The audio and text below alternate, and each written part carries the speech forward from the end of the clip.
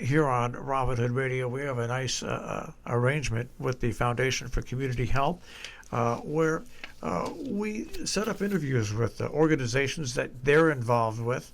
And what this series of interviews does is it shows you exactly what the Foundation for Community Health is, what they do, and just some of the people that they help. All this goes unnoticed unless you really know about it. And that's what we're doing with all these various interviews. Today we're going to talk about the Community Action Partnership for Dutchess County. And we have the executive director with us, Elizabeth Spira. Elizabeth, am I pronouncing your last name correctly? It's Spira. Spira. So, it was Spira or Spira. I always roll the dice. I never worry about it. Okay, well, good morning, and thanks for joining us today. Well, thank you for inviting me. So now let's talk a little bit about the Dutchess County Community Action Program. And first of all, explain a little bit what it is to people that aren't aware of what you do.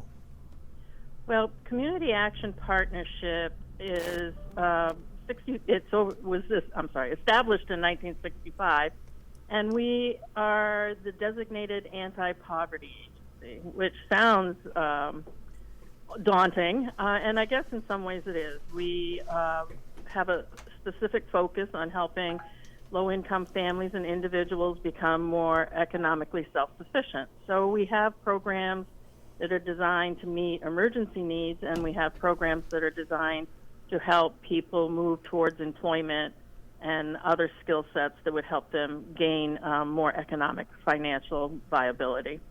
And how did you come to the organization, and how long have you been there? Well, I've been with the organization 21 years come April, and I've been in this role as CEO for 11. So I started as the assistant to the executive director, and I came with a background in accounting. And I think about when I started, and we were just making a shift. The whole network of community action agencies was making a shift from sort of counting emergency services, such as how many baskets of food did you give out, and moving towards counting outcomes and successes. And how do we measure success in various programs that we serve the community with. So my accounting background fit in perfect with where the agency was going and the types of reporting it was going to need to do. And I just kind of grew into other responsibilities and worked towards the administration of the business end of it, and here I am. It's interesting. When we first started this station 12, 13 years ago, we were putting together annual budgets. Okay, we're a nonprofit, and the annual budgets that we put together is, we could, $250,000 to $300,000 a year. Well, 12, 13 years later, it's $600,000 to $700,000 to operate this. Do you face the same problem with looking at your budget? I mean, where it used to be, are you a little bit amazed now where your budget has to be now to do what you have to do? Yes, it's kind of astounding, especially the way it's put together, so to speak. We have a $2.3 million budget, but we have over 15 streams that contribute to that, and some are large and some are small. The two primary distinctive funding sources that make us a community action is the Community Services Block Grant. That's federal funding, and that was the funding that was set up in 1965 that supports all of the community actions across the country. A little piece of that block grant, it's what makes us a community action agency. So it's small, I guess, compared to the big budget, but it allows us to use services such as the Community Foundation, so we can use the Community Services Block Grant money to pay for personnel, say, while the FCH money goes towards paying the prescription. So we're very lucky that we're ever able to leverage funding like that. The other big piece of funding comes from a New York State community housing renewal. We do the weatherization program in Dutchess County, and that will help income-eligible families with improvements to their home to help them save energy. So those are the largest contributing budgets, and then we leverage that with a lot of other local community support in various areas that still meet our mission. And your association with the Foundation for Community Health, did you approach them looking for help in a specific area, or did they? I know that they've done general outreach where they did a lot of questionnaires years ago to find out what the community was looking for. Was this something that you came to the foundation for help with? I think we were available to help them provide financial assist for prescriptions, and we had the capacity to do it. So I'm actually not certain who approached who. We've been administering this program for over 15 years, so it's been a long and healthy relationship, and their particular focus initially was to try to help low-income families, seniors, and vulnerable populations meet their medical needs and costs. So we were there and available. We have a office that's in their service area, and we have connections to other outreach areas that we can meet with the people and connect them to this service. And sometimes the approach, or whoever approaches who, but the connection is that when we help somebody with their prescriptions assist, is that we can also talk to them about other areas of their life where they might be needing additional assistance. We, help with some energy costs and heat benefits and SNAP benefits. So we never think that a family has one single issue that is hindering them from becoming as sufficient as they want to be. So by adding the conversation with the assistants to find out what else we can do to help them is what really makes it, sort of paints the big picture. We're talking about the Community Action Partnership for Dutchess County, Community Action Partnership for Dutchess County right now, and explaining a little bit about what goes on. This past year, and of course we thank the Foundation for Community Health in making us aware of your program and other programs. But this past year with the pandemic must have been a tough year for you. It was difficult, but we never had to close.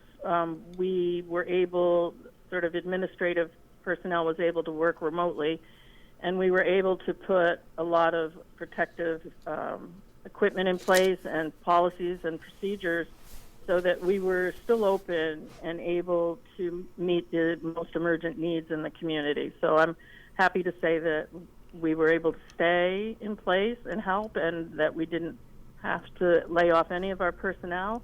But yes, it's been a difficult year, and our people have worked very hard, and everybody has stayed safe. And we feel a little bit grateful for being able to accomplish that and be able to stay in place and meet the needs of the community. And it's such an important thing. I mean, you look at your history and what you do year in, year out, and all of a sudden you have a pandemic that of the likes we haven't seen in 100 years.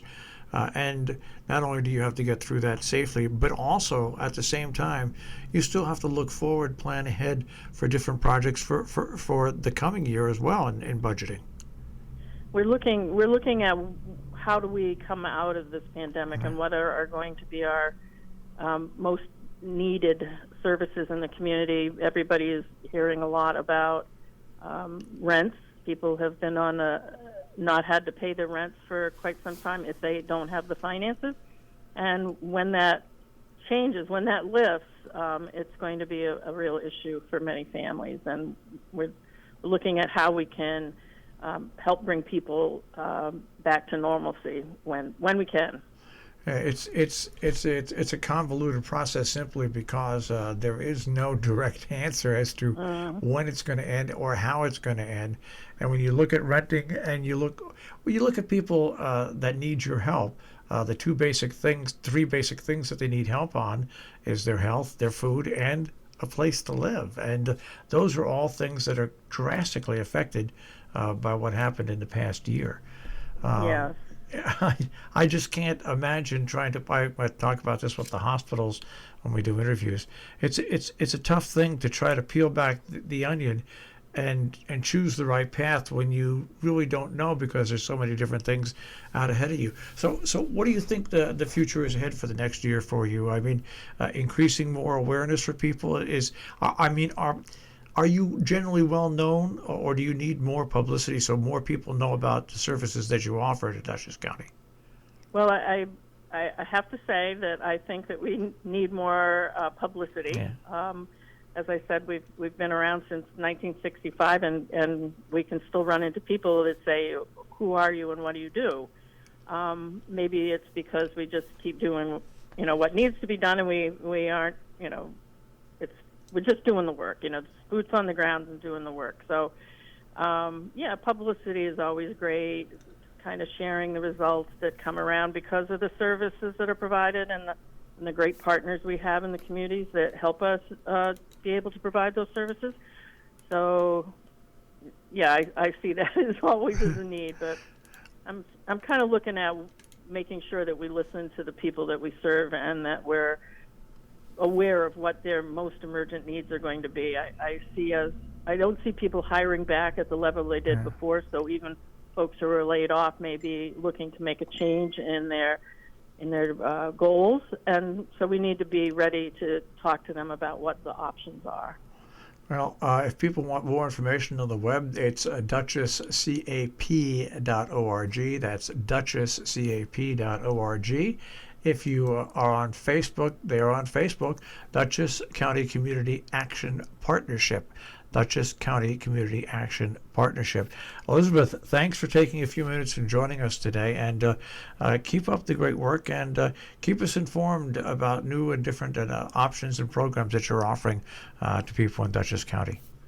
Happy to. Thank you for letting me join you this morning. All right. Have a great day. You too. Thanks. Once again, part of our Foundation for Community Health interview segments where we're kind of opening your eyes to what the foundation does and to what the organizations the foundation is working with also do in our tri-state region.